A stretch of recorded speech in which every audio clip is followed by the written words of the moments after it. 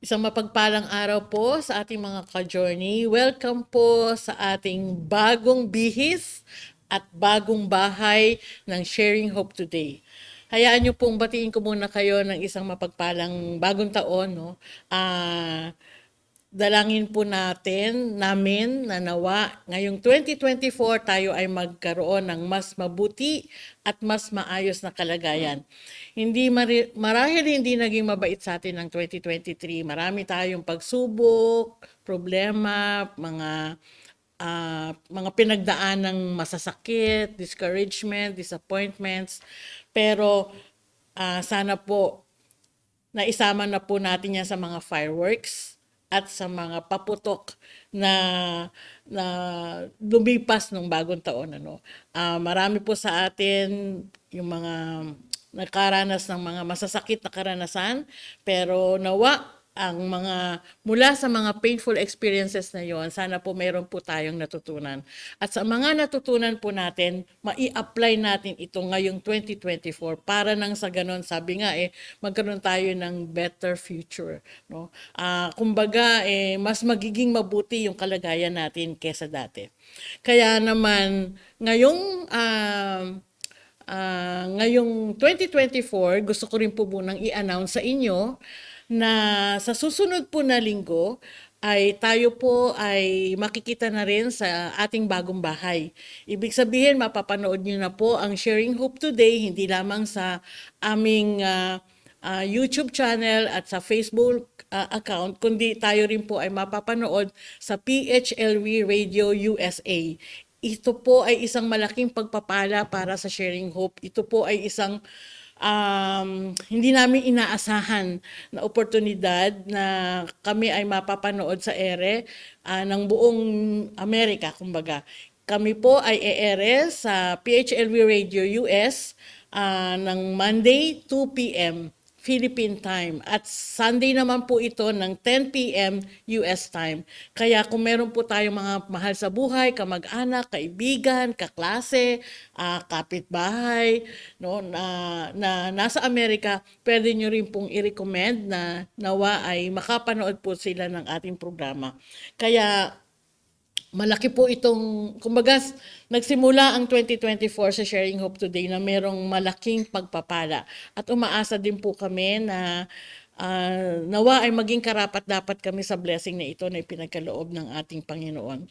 Ngayon pong araw na ito, ang ating pong episode ay pinamagataang Finding Inspiration in Scriptures this 2024. No? Nakaka-episode 62 na po tayo. Ngayon po ay nagse-celebrate tayo ng National Bible Month, no? Kung saan nag-umpisa po ito noong 1982, kung saan si Presidente Ferdinand Marcos ay nag-declare na magkaroon ng National Bible Month. At noong 1986 naman po ay ito po ay inamend ng ating Presidente Corazon Aquino at ginawa niya po itong January, tuwing January daw po. At itong pinakahuli, 2019 ay diniklara po ng ating Presidente Rodrigo Duterte na ise-celebrate natin ang National Bible Day tuwing huling Lunes ng January. Kaya ngayong buong January, asahan nyo po na ang magiging topic natin ay patungkol sa Biblia o sa Word of God, no? Sabing ganon, pag sinabi raw Bible, ang ibig sabihin ng Word of God. Pag tinanong mo kung ano yung Word of God, ang isasagot po doon ay Bible. Ayan. At ngayong 2024, ang theme po ngayon ng National Bible Month ay God's Word, the breath of new life, no? Ang salita daw ng Diyos, ang hininga ng bagong buhay.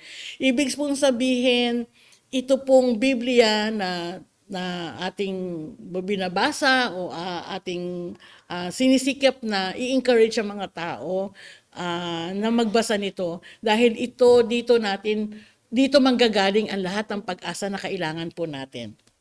Okay, meron po akong patrivia. Sabi pong ganon, ano daw po ang most stolen book? Yung laging nawawala, yung laging nananakaw, Ang sagot daw po dyan ay ang Biblia. Bakit po? Kasi po, di ba ang Bible, makikita po natin yan sa hotel, hospitals, bookstore, iba-iba po, no? Sa hotel po, kung bakit yung mga nag-check-in dito, pag nakita nila yung Bible, inuuwi po nila. Eh, hindi naman po kasama yun sa binayaran nila. On the other hand, nawa, lahat po ng mga kumuha ng Bible sa mga ospital, sa mga hotel, sana po ito ay naging pakipakinabang sa kanila. Sana po ay naging beneficial sa kanila ang pagkuha nila ng Biblia na yun. At malay po natin, no, nang dahil sa Bible na nakuha nila na yon ay magkaroon din po sila ng isang bagong buhay. Yan. Bakit po ba importante yung National Bible Month, no? Or yung pagsa-celebrate natin dito. Number one, ito po ay para bigyan ng honor ang ang salita ng ating Panginoon, no? Spending time reading the Word of God will bring us to the presence of God, no? Subukan nyo po, no, yung may mga problema, mayroong mga anxiety, may mga depression. Pag po sila ay nagbasa ng Biblia, hindi pwedeng hindi sila ma-encourage. Hindi pwedeng hindi sila ma-uplift, no? Hindi pwedeng walang mag-strike sa kanila na mga salita mula sa kanilang binabasa. Kasi ang Word of God, ang Biblia ay parang buhay na salita ng Panginoon. Kaya ito makikita mo sa mga ospital para pagka halimbawa nalulungkot o parang medyo very low ang emotion at parang nabawalan ng pag-asa ang mga pasyente, pag nagbasa po sila nun, talaga naman, maring hindi sila gagaling, pero magkakaroon po sila ng pag-asa at pagtitiwala sa ating Panginoon. No? Pangalawa, nakakatuwa na ang ating mga leader ng ating bansa ay nag-initiate na magkaroon ng ganitong klaseng selebrasyon para nang sa ganon, ibig sabihin, nais ng ating mga lingkod bayan na tayo ay magkaroon ng awareness, ma-express natin ma-experience natin pala ang pagmamahal ng ating Panginoon sa pamamagitan ng pagbabasa ng Biblia. No? Ibig sabihin, nais ng ating mga lingkod bayan na magtiwala tayo sa kanyang salita na pwedeng ito ay makatulong para maging mabuti ang ating komunidad. At pangatlo, importante din po na i-celebrate natin to kasi ito po ay isang paraan natin ng pagpapasalamat sa Diyos. Marami pong bagay na pwede tayong ipagpasalamat. Hindi po porke pangit ang dumaan na panahon sa buhay natin, hindi po porke may mga pangit at di tayo magandang karanasan, ay hindi na po tayo makakakita ng dahilan para magpasalamat sa Diyos. Pero sa National Bible Month ay nai-encourage tayo at nare-remind tayo na mas marami po palang bagay na tayo dapat ipagpasalamat. Hindi lang po kailangan na malaki, maliit na bagay, kundi kahit po simpleng dahilan lang po. Sabi ko nga gano'n every gising is a blessing, no? Kumbaga, tuwing magigising ka, at tanong ko lang din po sa inyo, di ba? Lahat po ng dinaanan nyo noong 2023, nakita nyo kung gaano kabuti at kamahal kayo ng Panginoon kasi malay nyong aabot pa kayo ng 2024. Kaya sana po ma-appreciate po natin ang National Bible Month na ito at sa mga susunod pong mga episode ay masihimayin po natin ang importansya at bakit po mahalaga na tayo po ay nagbabasa ng kanyang mga salita. Kaya tawag dito, antabayanan nyo po ang mga susunod po naming episode. At ngayon naman po mga ka-journey ay matutuhayan natin ang ilang mga testimonies ng ating mga kapatid na kung paano nakatulong sa kanila ang kanilang pagbabasa ng Biblia at nakatagpo sila ng pag-asa at inspirasyon ng kanilang mga buhay. At doon din ay maririnig natin ang kanilang mga kwento patungkol sa papaano sila lumago at nag-mature at naging magaang ang buhay ng dahil sa pagbabasa ng Biblia. No? Kaya sana po ay kung paano po ito naging pagpapala sa kanila, maging pagpapala din po ito sa inyo. Thank you. Throughout my life and walk as a Christian at sa ministry ko po bilang lingkod ng Panginoon, at ang kasangga ko talaga ay salita ng Diyos. Although alam naman natin na ang salita ng Diyos ay hindi tungkol sa atin kundi tungkol kay Kristo. Ito po ay naging both an instrument and a weapon. Instrument sa ating paglago at weapon laban sa ating struggle with sin. Meron po akong mga, all throughout sa journey ko sa Christian, iba't ibang life verses yung nagamit ko to win over certain situations and struggles and to get over hurdles in life. At ito po ay ginamit ng Panginoon. So ngayon po, kami ng pamilya ko, we have gone through some really big emotional and spiritual and also financial struggles. At dumaan kami sa isa, I think, sa pinaka emotional stages ng buhay namin. At isang verse po ang talagang ginamit ng Panginoon to encourage me and strengthen me. Ito po yung Proverbs 24:16. Sabi po dito, "For the righteous falls 7 times and rises again, but the wicked stumble in times of calamity." I'm not saying po na I'm righteous kasi mabait ako. Sa Bible po, pag sinabi natin righteous ang isang tao, meron siyang relationship sa Lord. So, I'm not basing yung pagiging righteous ko sa sarili ko, kundi kay Jesus Christ. Na ako po ay nananampalataya kay Kristo bilang Panginoon tagapagligtas. And because of that, akit pong pinangahawakan ng sinasabi ng Proverbs na if you are in Christ, you may go through crisis. Hindi lang isang beses, kundi sa maraming pagkakataon ng buhay mo. I have struggled with doubts, with guilt, yung failure, and all of those things. At isa ito sa mga Bible verses na ginamit ng Lord to encourage me, ako at ang family ko, to continue to press on with our Christian life at sa aming paglilingkod sa Panginoon. Kaya po, sa Diyos po ang kapurihan at talagang ginagamit niya ang kanyang salita para hubugin ang kanyang mga anak. So, sa kanya lang po ang kapurihan. Salamat po. Isa po sa mga Bible verses na humubog sa akin bilang isang Kristiyano ay yung Psalm 42 verse 11. It says, "Why are you so discouraged? Why my heart is so sad? I will put my hope in God. I will praise Him again, my Savior and my God." Alam niyo po, sa gitna ng unos ng aking buhay, sa dinarami ng mga pagsubok na dumating po sa aking buhay, itong verse na po ito ang nagsilbing angkla sa kung paano po ako magre-respond sa mga pagsubok na sa unang tingin natin ay hindi natin kayang lagpasan o pagtagumpayan. Pero po, nire-remind ako ng verse na ito na there is a hope when we put our trust in God. At itong Diyos na meron po tayo ay hindi tayo kayang pabayaan. Especially po in moments of despair. Kung paano po ako nagre-respond sa mga pagsubok and challenges, ina-assure po ako ng verse na ito that our God will never leave me. He will never forsake me. At kapag ako po ay nasa ilalim ng kadiliman ng mga kasawian sa buhay o mga pagsubok na tila bagay hindi na natin kayang pagtagumpayan, the assurance of hope coming from God, coming from trusting God, ito po yung naging mindset ng aking buhay na I should not look straightly or directly to the problems but look beyond it, kung paano po ako kayang itawid ng Panginoon sa kadiliman o darkest valleys po ng aking buhay bilang Kristiyano. At sa tuwing ako po ay nakakaranas ng uncertainty sa buhay,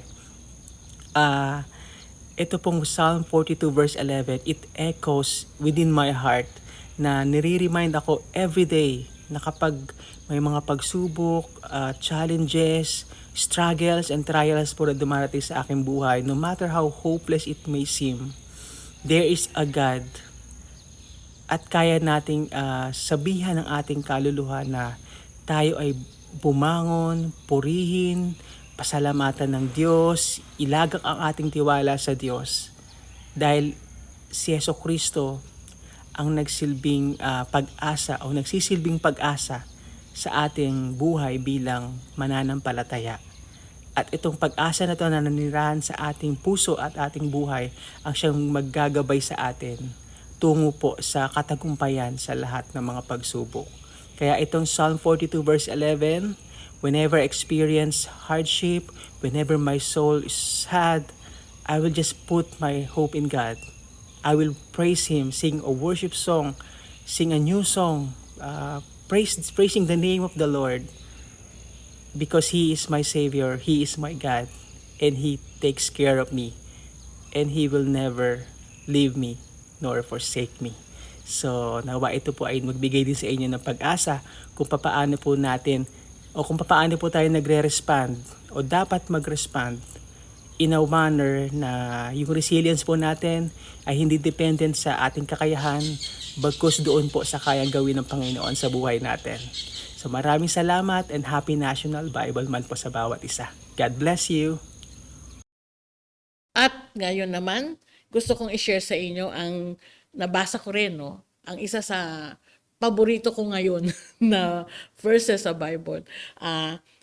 Sabi nga doon sa John 16:33, I have told you these things so that in me you may have peace. In this world, you will have trouble, but take heart, I have overcome the world. Alam nyo mga ka-journey, ang buhay ay walang pinangakong, wala sa ating pinapangako na magiging mabuting bahay. Kahit yung mga tinatawag pa natin na mga networking na yan, no? Wala po talagang permanente sa mundo. Kung ikaw ay wala ngayon, hindi ka magiging permanenteng wala. Darating ang panahon na magkakaroon ka. Kung ikaw ay may sakit, hindi habang panahon ay may sakit ka, pwede kang darating ang panahon na ikaw ay gagaling, no? Kung ikaw naman ay masaya at ikaw naman ay puspos ng tagumpay sa mga panahon na ito, hindi rin po naman yan panghabang panahon. Kaya ibig sabihin, tulad ng araw, no, hindi po lahat ng araw ay linggo. Sa ayaw po natin at sa gusto, didilim sa araw ng linggo. Pero ang isang magandang balita, wala rin po tayong magagawa. Kundi paglipas ng gabi ng linggo ay maglulunes ng umaga. Di ba po? Ganon din po sa buhay, no? Kaya kung tayo po ay nakaranas ng mga maraming problema, maraming suliranin, lalo na noong nakaraang taon, ngayon pong pagsisimula ng 2024, hawakan po natin ang isang pangako ng Panginoon na kahit na ano ang mangyari sa atin, malalaman po natin to kung nagbabasa tayo ng Biblia. No? Sabing ganon, kahit anong mangyari sa atin, nawa magkaroon tayo ng kapayapaan. Dahil ang dulot ng mundo na ito ay kaguluhan. Pero, tandaan po natin, sabi po ng Panginoon, I have overcome the world. Napagtagumpayan na daw po niya. Ibig sabihin, marami pong tayong pwedeng makarelate dito sa verse na to na maybe we are very much in trouble or maybe meron tayong mga hindi magandang kalagayan sa ngayon. Pero pag tayo ay nagbasa ng Biblia, matatagpuan po natin sa kanyang mga salita ang napakaraming pangako. Sabi nga ganon, ang Biblia daw ang may sagot sa lahat ng tanong. Okay, wag na natin itanong kung kanino, itanong po natin sa ating Panginoon at matatagpuan po natin yan sa Biblia. Pag po tayo ay merong kalagayan, no, makiklaim po natin ang pangako ng Panginoon. Ang tanong, anong pangako ang pwede mong angkinin ng para sa'yo? Hindi mo yun malalaman. Hindi yan basta sasabihin lang ng kung sinong tao. Kundi mas mabuti kung ikaw mismo ang makakabasa nito, makakapag-minister sa'yo ang Word of God, ang pagbabasa mo ay magkakaroon ng tugon o sagot sa iyong mga panalangin o sa iyong kalagayan at magugulat ka. Magugulat ka kung papaanong minsan hindi ka pa nagsasalita. Pag nabasa mo sa kanyang mga salita, wala ka pang sinasabi kay Lord, meron na siyang kasagutan. Yun ang kagandahan ng tayo ay nagbabasa ng Biblia. Kaya mga ka-journey, ah, tulad ng ordinaryong paglalakbay, kung meron po tayong nais mapuntahan, lahat po ng daraanan natin, wag po nating asahan na ito ay sementado. Wag din po nating asahan na wala tayong dadaanan ng mga walang humps o walang lubak o walang ginagawang karsada. Meron at meron pong lubak sa ating paglalakbay, no? Pero sabing ganun, wag daw po tayo mag-alala kasi ang lahat ng 'yan ay naayos na ng ating Panginoon. Hawak lang po tayo sa isang angkla na talagang pwede nating asahan at yan ang ating Panginoong Hesus. Kaya mga ka-journey, sana ay na-inspired tayo na magbasa ng Biblia. Simulan po natin ang 2024 ng may pagtitiwala sa Diyos, number 1. At number 2, nawa ay maranasan ninyo ang kanyang pag-ibig dahil siya ay mabuti at lagi siyang mabuti para sa ating lahat. Kaya mga ka-journey, gusto kong imbitahan ulit kayo sa darating na Lunes na ng 2:00, no? Philippine time, at i-like, share, and subscribe nyo rin po ang Sharing Hope Today, at hindi lang po ang Sharing Hope Today kundi maging ang PHLV Radio para na sa ganun ay mapanood nyo po kami lagi. At nawa ay magkita-kita tayo dahil napakaganda ng topic natin next week, Navigating Challenges with Faith. Paano nga ba natin mamamaniobra ang mga pagsubok sa buhay natin sa pamamagitan ng pananampalataya?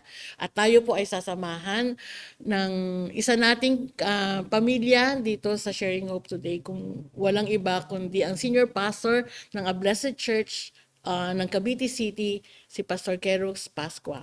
Kaya magkita-kita po tayong ulit. Nawa ay mapagpala po tayo ng episode na ito at patuloy po tayong umasa na ang Diyos ay mabuti. God bless!